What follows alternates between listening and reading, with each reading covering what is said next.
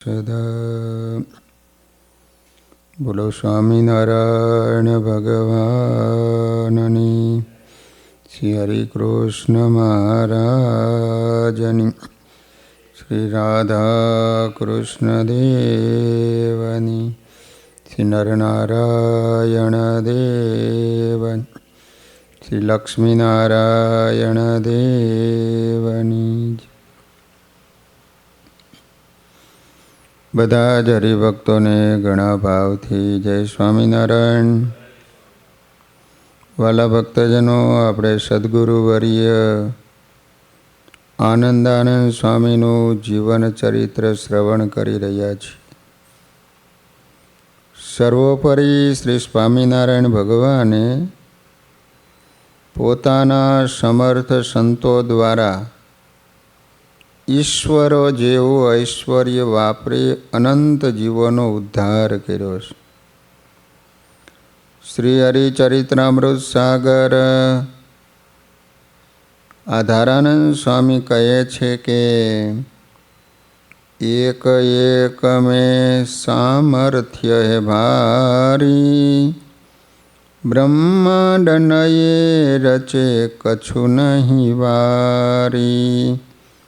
સંકલ્પયા કે કહાવત જેતે, સાચે સિદ્ધ રૂપ હે તે.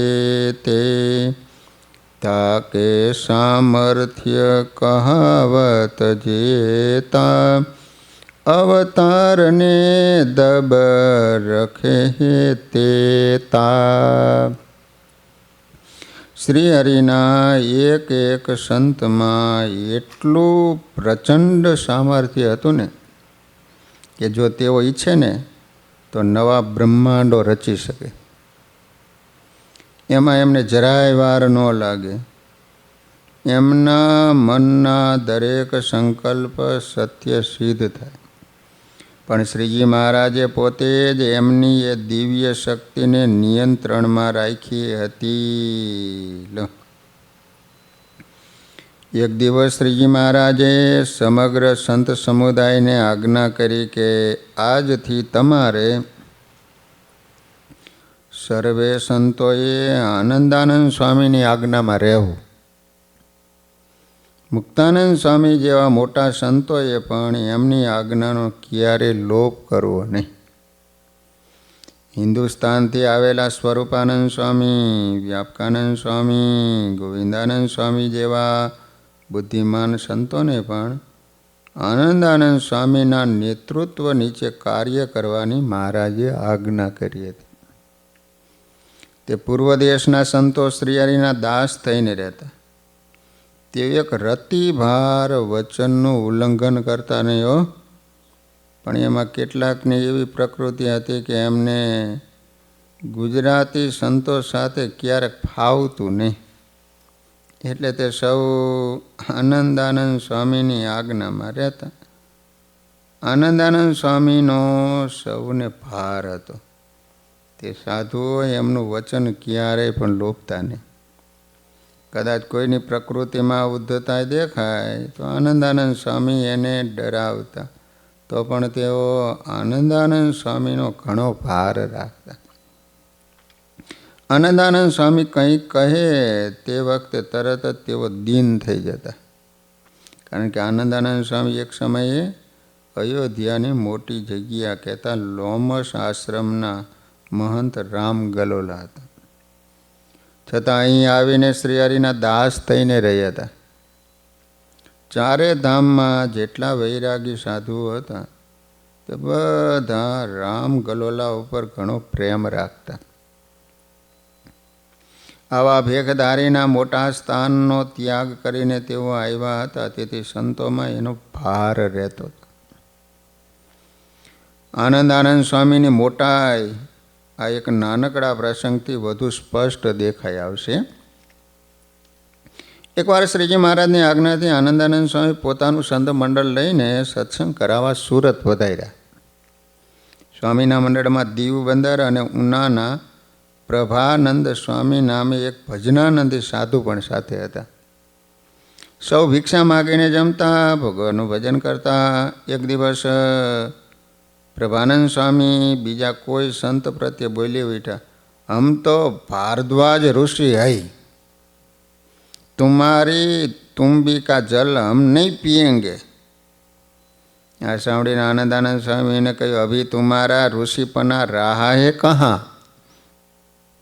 તે સાંભળીને પ્રભાનંદ સ્વામીને પોતાની પ્રાપ્તિની સ્મૃતિ આવીને બોલ્યા, માફ કરજો, મને ખબર નહીં, તેથી હું ભૂલથી બોલી ગયો.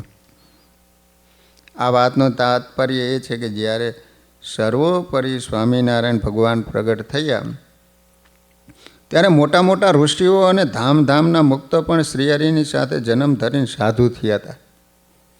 તે સંતોને ક્યારેક પૂર્વજન્મની સ્મૃતિ થઈ આવતી હતી કે હું આ છું, પૂર્વજન્મમાં આ હતા.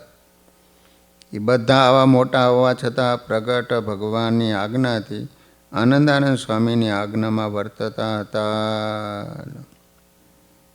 એકવાર શ્રીજી મહારાજે એક સંત પ્રત્યે કહ્યું હતું કે અમોએ તમારા સુખને અર્થે તમારું ઐશ્વર્ય ઢાંકી રાખ્યું છે, પણ જો તમે જેવા છો તેવું તમારું ઐશ્વર્ય દેખાડું ને તો તમને બ્રહ્માંડ પણ ગણતરીમાં આવે નહીં, તો જીવની શી ગણતરી. આવી રીતે શ્રીજી મહારાજ પરમહંસોને તેમના ઐશ્વર્યની વાત કરતા, પણ લોકના કલ્યાણ માટે તે ઐશ્વર્યને ઢાંકી રાખ્યું હતું. વળી એક દિવસ મહારાજે આનંદાનંદ સ્વામીને કહ્યું, વસતા ખાચરને રસોઈ આપવાની ઈચ્છા છે, માટે તમે સંતો સાથે રસોઈ કરવા કાર્યાણી જાઓ. આનંદાનંદ સ્વામી તરત સંત મંડળ સાથે કાર્યાણી જવા પ્રયાણ કર્યું. પછી સ્વયં શ્રીજી મહારાજ પણ ગઢપુરથી પોતાની ઘોડીએ સવાર થઈને કાર્યાણી પધાર્યા. વસતા ખાચરના દરબારમાં ઢોલિયા ઉપર બિરાજમાન થયા. ત્યાં રસોઈ પણ તૈયાર થઈ.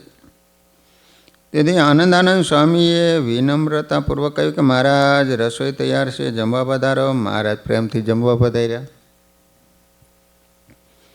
જ્યારે મહારાજ જમી રહેવા આવ્યા અને સંતોની પંક્તિ પાડવાની તૈયારી હતી.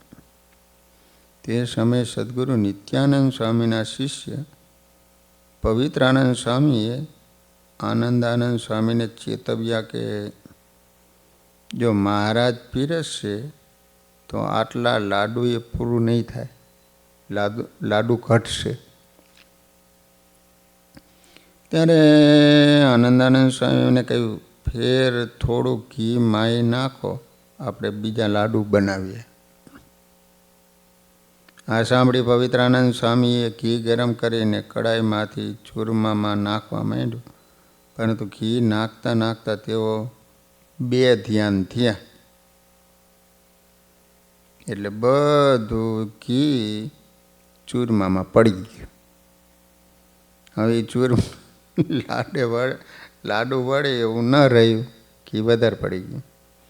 આ રીતે હરિભક્તના ઘીનો બગાડ કર્યો તે આનંદ સ્વામીને જરાય ગમ્યું નહીં. પછી જરા પણ ખચકાટ વગર એમને ઠપકો આપતા કહ્યું, મોટા સદગુરુના શિષ્ય થઈને આવા કામ કરો છો? આપણે ત્યાગી પરજીવી છીએ, છતાં ખોટો બગાડ કરતાં ધ્યાન રાખતા નથી, તે ઠીક નથી. આ રીતે એને કડક શબ્દોમાં ઠપકો આપ્યો. આનંદાનંદ સ્વામીને સત્સંગના ભલાની એટલી સાવધાની હતી ને, તે માટે કોઈનો મોભો કે પદ જોતા નહોતા. એમને ફક્ત એક જ ચિંતા હતી કે હરિભગતની સંપત્તિનો બગાડ ન થાય. બગાડ જરા નથી ગમતો સ્વામીને તલભાર, બગાડ કરીને બનવું નહીં મફતિયા ઉદાર. સૌને કડક શબ્દોથી કહી દેતા તા તરત, ગરીબ ગૃહીનું ના બગડે રાખતા એનું મમત. હરિભગત ગરીબ હોય કે ધનવાન, પરંતુ એ મહેનત કરીને કમાતા હોય છે. એની કમાણીને વસ્તુ પદાર્થનો કોઈ પણ બગાડ કરે ને તો સ્વામીને જરાય ગમતું નહીં. જુઓ, આવું હતું એમનું સત્સંગ પ્રત્યેનું અપાર મમત્વ. સ્વામીની વિશેષતા એ હતી કે અત્યંત ઉદાર હતા. પણ ઉડાવું નહોતા. ઉડાવું ને ઉદારમાં ફેર છે.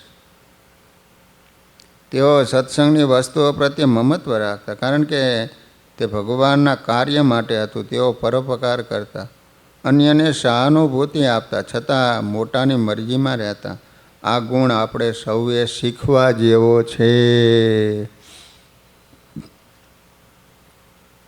આનંદાનંદ સ્વામીના આવા ગુણોને લઈને શ્રીજીએ તેમને મોટેરા કર્યા હતા. એથી બધા સંતોને એમનો ભાર રહેતો. તેઓ કોઈને કાંઈ કહે કે વઢે છતાં કોઈ અવળું લેતા નહીં, પણ એને મોટારાની શિખામણ ગણીને સવડી રીતે ગ્રહણ કરતા. આ કારણે આનંદાનંદ સ્વામી સત્સંગમાં મોટા મુનિવર કહેવાતા. મુનિવર. તેઓ આગવી સૂઝબૂઝથી જે પ્રદેશમાં જેવી જરૂરિયાત હોય તેવા સંતોના મંડળો બનાવી એમને ધર્મનો પ્રચાર કરવા મોકલતા. આમ તેઓ શ્રી હરિની આજ્ઞાથી સત્સંગની કુશળતાપૂર્વક સેવા કરતા. આપણે પણ સ્વામીના જીવનમાંથી પ્રેરણા લઈને સાવધાનીપૂર્વક સેવા કરવાનું અંગ કેળવીએ. એકવાર મહારાજ સંતો સહિત જૂનાગઢ પધાર્યા. જૂનાગઢમાં નવાબનું રજવાડું હતું. નવાબનું ત્યાં મહારાજે નાના મોટા ઉત્સવો કરાવવાનું ધાર્યું હતું. તેથી આનંદ સ્વામીને જવાબદારી સોંપી.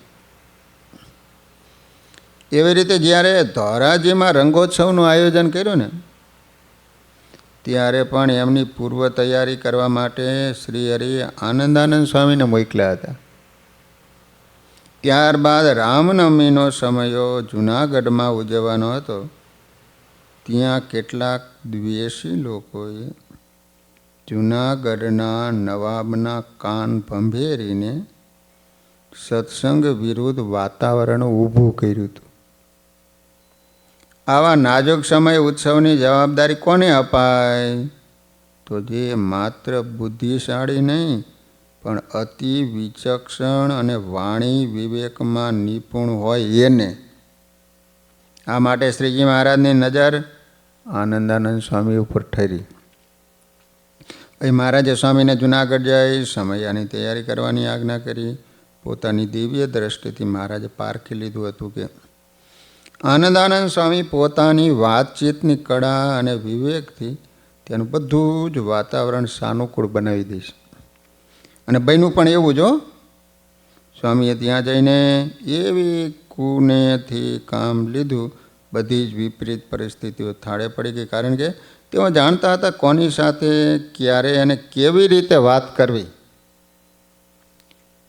સુજ્ઞતાપૂર્વક નેતૃત્વ કરતા શ્રીજી મહારાજ તેમની આ શક્તિનો ઉપયોગ કરીને એમને કૃપાપાત્ર બનાવી રહ્યા હતા. સંતોના ગુણો ભગવાનના ગુણોને જાણવામાં સહાયક છે. સંત સ્નેહ શ્રી હરિ સ્નેહનો વર્ધક છે. જેને સંતોમાં દિવ્યતા અને આત્મીયતાની દ્રઢતા હોય એ તાત્કાલિક ભગવાનનો વાલો બને છે. સંવંત 1865ની સાલમાં શ્રી હરિ જેતલપુર પધાર્યા હતા. ત્યાંના ભક્તોને રાજી કરીને મહારાજે રજા માંગી. ત્યારે ગંગામાં અને આશજીભાઈ વગેરે ભક્તોએ શ્રી હરિને કહ્યું કે કાલે ઉત્તરાયણનું પર્વ હશે, ઉત્તરાયણ માટે એક દિવસ વધુ રોકાઈ જાઓ. મહારાજ કહે કાલે પુણ્યના દિવસે બ્રહ્મચોરાસી કરવી હોય તો કેટલું ઘી જોઈએ? તો કે 5 મણ. પ્રભુએ ફરી પૂછ્યું આસપાસના ગામના ભૂદેવોને જમાડવા હોય તો કે 10 મણ. એમ કરતાં કરતાં મહારાજે અમદાવાદ અને આખા પ્રાંતના વિપ્રોને જમાડવાનું નક્કી કર્યું. તાત્કાલિક આવડું મોટું આયોજન જોઈને હરિભક્તો ચિંતામાં પડી ગયા. શ્રી હરિ કહે તમે ચિંતા કરોમાં, તમારાથી લાવી શકાય એટલું સીધું સામાન અને ઘી લાવો, બીજું અમારા ઉપર છોડી દો. તમે દેશ દેશમાં કંકોત્રી મોકલી દો કે અમારા એ મોટો મહારુદ્ર કરવો છે, તે માટેના પંડિતોને પણ બોલાવવાની વ્યવસ્થા કરો. ભક્તોએ એનું કામ ચાલુ કર્યું. મહારાજ આ યજ્ઞના મુખ્ય જવાબદાર આનંદાનંદ સ્વામીને નિમિયાઓ, એમના માર્ગદર્શન મુજબ સંતો 84 યજ્ઞની તડામાર તૈયારી કરવા લાગ્યા. મહારાજે રીધિ સીધીને આજ્ઞા કરી, હો આ યજ્ઞમાં જે જોઈએ એ કશું ખૂટવા દઈશો નહીં. સાંજ સુધીમાં તો સામાનના ગંજે ગંજ ખડકાવા લાગ્યા. પછી જેમ જેમ ભૂદેવ આવતા ગયા એમ બ્રહ્મ 84 મોટી થતી ગઈ. યજ્ઞના મુહૂર્ત મુજબ યજ્ઞનો પ્રારંભ કરવામાં આવ્યો. રોજે હજારો વિપ્રો જમતા અને યજ્ઞ કુંડમાં છૂટથી ઘી હોમતા.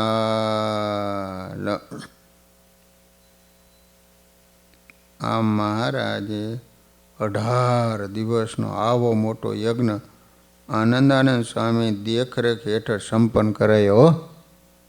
સ્વામીની સેવા ભક્તિ અને કાર્યનિષ્ઠા જોઈ શ્રી હરિ એમના ઉપર પ્રસન્ન થયા. સંવંત 1866માં શ્રીજી મહારાજે ડભાણ ગામમાં બહુ મોટો યજ્ઞ કર્યો. એમાં આનંદાનંદ સ્વામી અને બ્રહ્માનંદ સ્વામીને મુખ્ય આયોજક બનાવ્યા હતા. લો વિચાર કરો, મોટા મોટા સમયમાં આનંદાનંદ સ્વામી મહારાજ મુખ્ય બનાવતા. જેતલપુરનો આવડો મોટો યજ્ઞ 18 દિવસનો હતો, લાખો બ્રાહ્મણો જમતા હતા, તો આનંદ સ્વામી મુખ્ય હતા. અમે ડભાણનો યજ્ઞ કર્યો તો મહારાજ અહીંયા મુખ્ય 2 બનાવ્યા, આનંદાનંદ સ્વામી અને બ્રહ્માનંદ સ્વામીને. તે સંતો યજ્ઞની તડામાર તૈયારી કરવા લાગ્યા. શ્રીહરિ યજ્ઞના રક્ષણ માટે ઘોડાસર જઈ રાજા જાલમસિંહને ભલામણ કરી. જાલમસિંહ હજારો ભીલ સૈનિકોને લઈને શ્રીહરિની સાથે ડભાણ આવ્યા. ગામની પૂર્વ દિશાએ તળાવના કાંઠે એમને ઉતારા આપવામાં આવ્યા. પછી મહારાજ આંબાવાડી મંચ ઉપર આવીને બિરાય. તે સમયે જ્યાં વાણિયાઓએ દુકાન ખોલી હતી ને ત્યાં ઘોડાસરથી આવેલા જનોએ ટંટો કર્યો, ઝઘડો કર્યો. તેની મહારાજ પાસે ફરિયાદ આવી, કારણ કે હજારો ભીલ આવ્યા હતા તીરકામઠા સાથે. મહારાજે આનંદ સ્વામીને બોલાને કહ્યું, સ્વામી તમે તાત્કાલિક સંતો પાસે 6-7 રંગાળા કંસાર બનાવડાવી દો. આનંદાનંદ સ્વામી તરત આંબાવાડીમાં કંસાર બનાવડાયો અને એ સમયે સંઘમાં આવેલી બાઈઓ પાસે રોટલા બનાવડાયા, લાપસીને રોટલા. રસોઈ તૈયાર થઈ ને ત્યારે મહારાજ જાલમસિંહને બોલાવીને કહ્યું, અમે તમારી સાથે અહીં 20-25 સરસંબંધીઓને રાખો, બાકીના બધાને અમે જમાડી દઈએ, પછી પાછા મોકલી દો, કારણ કે જો કોઈનું કશું લૂંટાઈ જશે તો લોકો આવીને તમને જવાબદાર ઠેરાવશે. જાલમસિંહ તરત સર્વે સરબંધીઓને બોલાવીને બધી વાત સમજાવી. પછી મહારાજની આજ્ઞા અનુસાર આનંદાનંદ સ્વામી હજારો ભીલ સૈનિકોને રોટલા અને કંસાર જ આપ્યા. આટલા બધા ઓલા તીરકામઠા લઈને આવેલા ને તો બધાને બીક લાગે કે સારું કંઈ બોલા ચાલી થાય છે ને કોઈ ગાલ છે. તે મહારાજને ફરિયાદ કરી કે મહારાજ આનું કંઈક કરો. પણ મહારાજ કે હવે આપણે બોલાવ્યા છે ને એ આવ્યા ને હવે આપણે ના પાડીએ તો આમાં થાય, તો હવે કરવું શું?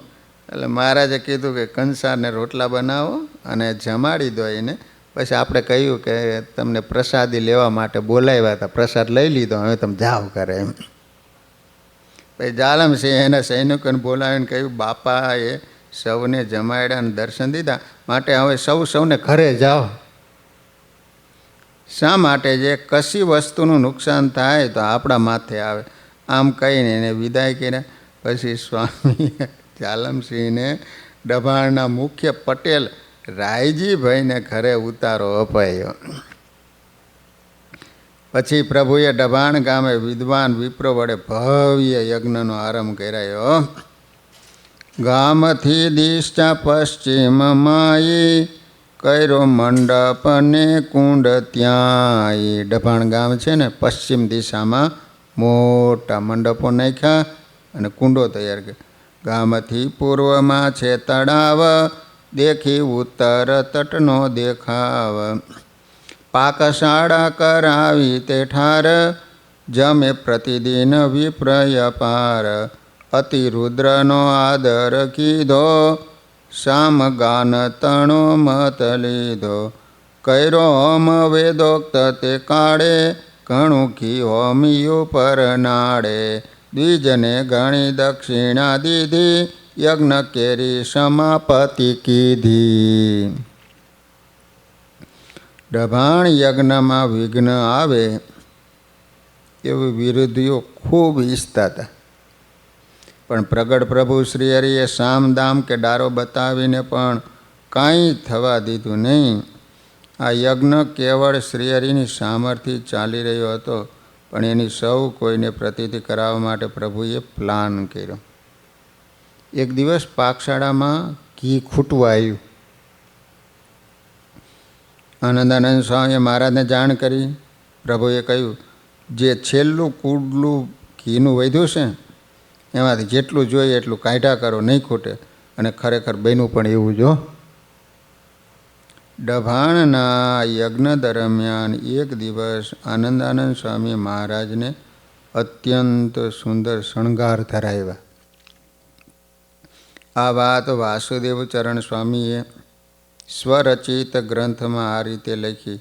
મોતી માળ ઉતરી હુલર હાર, પહેરાવ્યા પ્રીતે પ્રાણ આધાર. આનંદાનંદ સ્વામીએ આરતી ઉતારી, મૂર્તિ મહારાજની મન ધારી. બેઠા ઢોલીએ સુંદર શ્યામ, પહેરી વસ્ત્ર રૂડા સુગધામ. નાખ્યો વીંઝણે હરીને વાય, નિરખી નાથને આનંદ થાય. આમ 18 દિવસનો યજ્ઞ સ્વામિનારાયણ ભગવાને નિર્વિઘ્નપણે પૂરો કર્યો. એમાં આનંદાનંદ સ્વામી તથા બ્રહ્માનંદ સ્વામીને જવાબદારી સોંપી હતી. આમ આનંદાનંદ સ્વામીએ શ્રી હરિ તથા સંતો ભક્તોની અનેક પ્રકારની સેવા કરી છે. ઘણા મહાન કાર્યો કર્યા છે, છતાં તેમને ક્યારેય પોતાની સેવા કે કાર્યનો અહંકાર કર્યો નથી. એટલે જ તેમને પ્રભુના રાજીપા રૂપે અપાર કમાણી કરી. એક નજરે જોઈએ ને તો આનંદાનંદ સ્વામીને શ્રી હરિએ રાજીપો રડવાના અનેક ગુણો આપ્યા હતા. આનંદાનંદ સ્વામી મહાગુણિયલ સંત હતા, તેથી એમના ગુણો લખતા આનંદ થાય. સાચા સંતોના ચરિત્રો લખવા અને વાંચવાથી ભગવાનમાં પ્રેમ વધે છે. પ્રભુમાં પ્રેમ વધે ને એ જીવનની સૌથી મોટી કમાણી છે. કારણ કે પ્રભુ પ્રેમ આત્માનો ઓક્સિજન છે. તેનાથી જ આત્મા અમર પદને પામે છે અને સુખથી છલકાઈ જાય છે. સંવંત 1867 શ્રી હરિએ મોટા મોટા સંતોને પૂછ્યું, આપણે એક મોટો યજ્ઞ કરવો, ક્યાં કરવો? તમે યોગ્ય સ્થાન બતાવો. સંતોએ સૌથી સાનુકૂળ સ્થાન જેતલપુર બતાવ્યું. મહારાજની મરજી કાંઈક બીજી જ હતી, પણ કોઈને જણાવ્યું નહીં. પછી શ્રી હરિએ આનંદાનંદ સ્વામીને કહ્યું, સ્વામી, આપણે ફરીવાર જેતલપુરમાં મહારુદ્ર યજ્ઞ કરવા માટે તમે ત્યાં જઈને યજ્ઞની તૈયારી કરાવો, બીજી વાર યજ્ઞ કરવા. તડામાર તૈયારી ચાલી રહી હતી. ત્યાં જ એક શુભ સમાચાર આવ્યા. મહારાજ પધારી રહ્યા છે. મહારાજ આવ્યા, સામયું કર્યું. શ્રી હરિની ઈચ્છાથી રીધિ સિદ્ધિઓએ સામાનના ગાડા ભરીને પહોંચાડ્યા. ગોળ, ઘી, અનાજ, કઠોળ થયા મોટા અંબારા તોડ, જેનો વિસ્મય પામ્યા તમામ. પરસ્પરે બોલ્યા સૌ આમ. ગાડા ભરી અને સીધું સામાન આવવા માંડ્યા. યજ્ઞની તૈયારી તત્કાળ થઈ હતી. હજુ મુહૂર્તને વાર હતી. એટલે અમદાવાદના હરિભક્તોએ મહારાજને 2 દિવસ ત્યાં પધારવાની પ્રાર્થના કરી. પછી તેનો મહારાજે જે જવાબ આપ્યો એને સૌ કોઈને ચોંકાવી દીધા. સર્વાંતર્યામી મહારાજ કહે, તમારો અમદાવાદનો સૂબો વિરોધમાં છે. હજુ તો આ યજ્ઞ પૂરો થવાની પણ સંભાવના નથી. ખરેખર તે બાબત એમ હતી કે જેતલપુરમાં ફરીવાર યજ્ઞ ચાલુ થવાનો છે. એ વાત સાંભળી વિઘ્ન સંતેશીઓ બળવા લાગ્યા. એમણે તરત જ અમદાવાદના સૂબાને કાન ભંભેણી કરી. સ્વામિનારાયણે કરેલ પહેલા યજ્ઞમાં તમારા બાપ મર્યા, અને બીજી વાર સ્વામિનારાયણ આ યજ્ઞ કરશે એમાં તમે મરશો. આ સાંભળીને શુભો અત્યંત ક્રોધિત થઈ. બીજા દિવસે એને મહારાજને પકડવા માટે અમદાવાદથી લશ્કર મોકલ્યું. અંતર્યામી શ્રી હરિને સુબાના દુષ્ટ ઈરાદાની જાણ થઈ ગઈ એટલે તુરંત જ પોતાના થોડાક સુગ્ન સખાઓને સાથે લીધા અને જેતલપુરથી ચલોડા જવા રવાના થઈ ગયા. બાજુમાં ચલોડા ગામ છે. હવે ચલોડામાં જીતબા નામના મહાપ્રેમી ભગત માંદા હતા. શ્રી હરિએ ત્યાં પધારી જીતબાને દર્શન આપી રાજી કર્યા. હવે આ બાજુ સુબાનું લશ્કર પ્રભુને પકડવા જેતલપુર પહોંચ્યું, પરંતુ એમનો ફેરો નિષ્ફળ ગયો. હવે ભૂરાયા થયેલ લશ્કરના અમુક ઘમંડી લોકો જેમ તેમ બોલી સંતો ભક્તોને ડરાવવા લાગ્યા. બસ એ જ ક્ષણે ભગવાનની ઈચ્છાથી ત્યાં બેઠેલું ભમરિયું મધમાખીનું ઝુંડ ઉડ્યું. તે મધમાખીઓ લશ્કરની પાછળ પડી. પછી તો એના ડંખથી હેરાન થઈને જીવ બચાવવા એને ભાગી જ જવું પડ્યું. રાત્રિના સમયે શ્રીજી મહારાજ ચલોડાથી પાછા જેતલપુર આવ્યા. મહારાજે આનંદાનંદ સ્વામીને ભલામણ કરતાં કહ્યું, હવે યજ્ઞનું કામ હંકેલી લો. પછી મહારાજ ત્યાંથી ડબાણ પધાર્યા.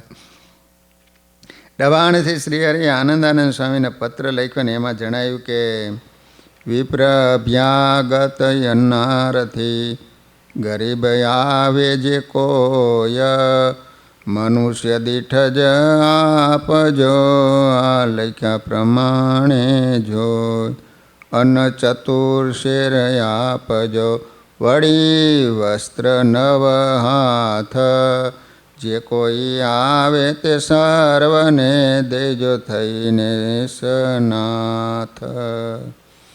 હવે મહારાજ ત્યાંથી નીકળીને ડભાણા વહી ગયા. આ બાજુ આનંદાનંદ સ્વામીને પત્ર લખ્યો. પત્રની અંદર એવું લખ્યું કે બ્રાહ્મણ, અભ્યાગત, અન્નાર્થી, ગરીબ જે કોઈ માણા આવે તો માણા દીઠ ચતુર શેર એટલે 2 કિલો અનાજ આપવાનું અને 9 હાથ વસ્ત્ર આપવાનું. પછી અન્નાદિક જે કાંઈ વધે એ જેતલપુરથી ગાડા ભરીને ડભાણ મોકલી આપજો. તમે કોઈ જરાય ચિંતા કરશો નહીં. લો ફરીવાર મહારાજને હરિભક્તોએ સંતો કીધું, પણ મહારાજની ઈચ્છા નહોતી. તોય કે ભલે કરો યજ્ઞ, હાલો તૈયારી કરો. ત્યાંથી અમદાવાદથી આવ્યા સુબાના માણસો. શ્રી હરિની આજ્ઞા મુજબ આનંદાનંદ સ્વામી તત્કાળ એ પ્રમાણે વ્યવસ્થા કરી. આ રીતે જેતલપુરના યજ્ઞમાં પણ આનંદાનંદ સ્વામી મહારાજની મરજી મુજબ બધી સેવા કરીને ખૂબ રાજી કર્યા. એ યજ્ઞમાં વિઘ્ન થયું છતાં આનંદાનંદ સ્વામીને ભગવાનની લીલામાં કોઈ સંશય ન થયો. એમનામાં આવી નિર્દોષ ભક્તિ આજીવન રહી.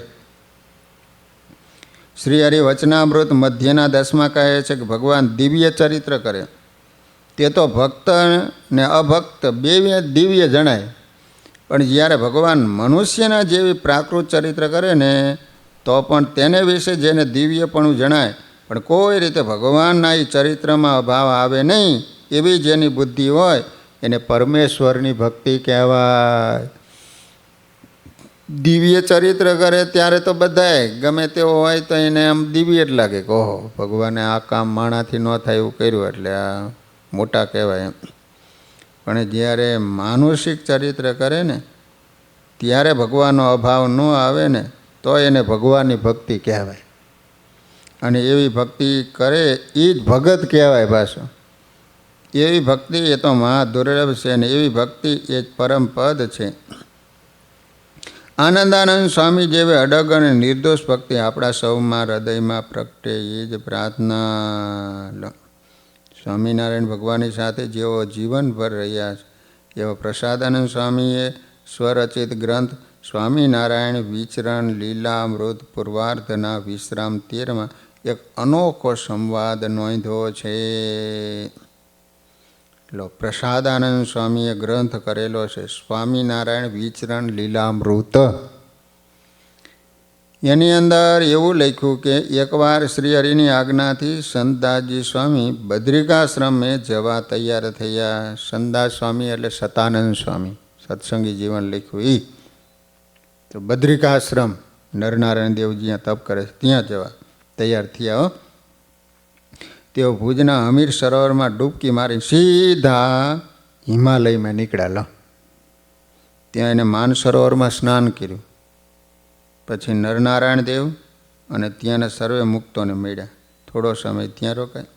પછી ત્યાંથી નીકળી માનસરોવરમાં ડૂબકી મારી તે સીધા જેતલપુરના દેવ સરોવરમાં દિગંબર વેશે પ્રગટ થયા. લો, માનસરોવરમાં ડૂબકી મારી તે દેવ સરોવરમાં નીકળ્યા સીધા. લો, તે સમયે આપણા સંતો ત્યાં તલાવમાં સ્નાન કરી રહ્યા હતા. તે સાધુએ સંતદાસ સ્વામીને ઓળખ્યા નહીં. એટલે એમણે કહ્યું, અરે ઓ મહાપુરુષ, આમ દિગંબર રહેવાથી કલ્યાણ ન થાય, પણ સ્વામિનારાયણનું ભજન કરો તો કલ્યાણ થાય. ત્યારે સંતદાસ સ્વામી કહે, આપ સ્વામિનારાયણ કે સાધુ હો? સંતો કે હા. ત્યારે સંતદાસજી કહે, રામ ગલોલાજી અહીં है, मुझे उनको मिलना है. હવે સંતોને થયું કે આ યોગીનાથ તો આનંદાનંદ સ્વામીને ઓળખતા લાગે. પછી એમને સાથે લઈને ગામમાં આવ્યા. ત્યાં આનંદાનંદ સ્વામીને સમાચાર આપ્યા, સ્વામી દેવ સરોવરના જળમાંથી એક દિગંબર યોગી નીકળ્યા છે, તે તમને મળવા આવ્યા છે. આનંદાનંદ સ્વામી જગ્યા બહાર આવ્યા. તરત એને ઓળખી ગયા.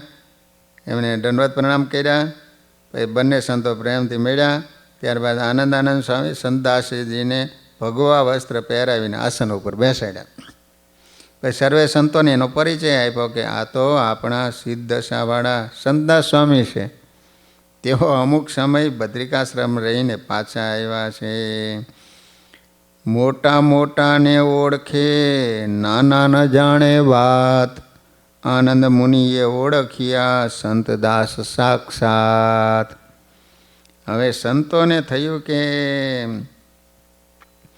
આપણે આવા મોટા સંતને ઉપદેશ આપ્યો એ બહુ ખોટું થયું. હો, પછી સૌ સંતોએ સંતદાસ સ્વામીને દંડવત પ્રણામ કરી માફી માગી. પછી સૌ સંતોએ જિજ્ઞાસાથી સંતદાસ સ્વામીને પૂછ્યું, સ્વામી અમને બદ્રિકાશ્રમની વાત કરો ને. તે ધામમાં પ્રભુ અને ત્યાંના મુક્તો શું કરતા હોય છે? આ પ્રશ્નનો જવાબ નજરે જોઈને આવેલા સંતદાસ સ્વામીએ કેવો આપ્યો તે પ્રસાદાનંદ સ્વામીના શબ્દોમાં જ જોઈએ. ત્યારે સંતદાસ સ્વામી બોલ્યા, નરનારાયણાદિક સર્વે ઋષિ તે શ્રીજી મહારાજની મૂર્તિનું ધ્યાન કરે છે. લો, જે અક્ષરધામનું સ્વરૂપ છે અને દુર્વાસાના શ્રાપે કરીને અવતર્યા જે સર્વે મુક્ત, એમની રક્ષા કરવાને અર્થે ભક્તિ ધર્મને ઘરે અવતાર લઈને જે સત્સંગમાં આવ્યા છે એ જ મૂર્તિનું ધ્યાન કરે છે. આ પ્રશ્નોનો જવાબ આચાર્યોદય ગ્રંથમાં આવા શબ્દોમાં વર્ણ્યો, સુણી બોયલા હસી સંત તેય, અહીં છે તે તો અહીં જ છે. બીજા સ્થાનમાં જે રહે છે તે તો અહીંનું ભજન કરે છે. એટલે સંતદાસ સ્વામી કહે છે કે ત્યાંના મુક્તો અને નરનારાયણ દેવા સ્વામિનારાયણ ભગવાનનું ધ્યાન કરે છે. લો, એમ મર્મમાં બોલિયા એ સમજ્યા જન કોઈ કતે. આ વાત અતિ રહસ્યરૂપ અને માર્મિક છે, જેના ઉપર સર્વોપરી શ્રી હરિ કે એમના વાલા સંતની મોટી કૃપા હોય એને જ રહસ્યની વાત યથાર્થ સમજાય છે. પછી આનંદાનંદ સ્વામી સંતદાસ સ્વામીને સાથે લઈ મહારાજના દર્શન માટે ગામ કરિયાણા આવ્યા. કરિયાણા ત્યારે મહારાજ સર્વે સંત અને કાઠીઓ સહિત સંતદાસજીને હામ આવ્યા. પછી અતિ હેતે કરીને 3 વાર ભેટ્યા. ત્યારબાદ ઉતારામાં સભા ભરાઈ. ત્યારે સ્વામીએ બદ્રિકાશ્રમમાં નારાયણ ઋષિએ પ્રગટ પુરુષોત્તમ શ્રી હરિ વિશે જે કહ્યું હતું એની વાત કહી. શ્રી નારાયણ બોલે તબહી, પ્રગટે શ્રી પુરુષોત્તમ અબહી. સર્વનિયંતા સર્વાધાર, સર્વોપરી પ્રભુ હિ સબસે ન્યારા. અક્ષર પર પ્રભુ અક્ષરધામી, પ્રગટે શ્રી સહજાનંદ સ્વામી. અબ પાંચાલ બિરાજત જેહી, ઈશ્વર કે ઈશ્વર હે એહી. આ વાત સાંભળીને સંતો ભક્તોને સ્વામિનારાયણ ભગવાનનો સર્વોપરી કેપ ખૂબ જ વધી ગયો. આ પ્રસંગ આપણને પણ ઘણું બધું સમજાવી જાય છે.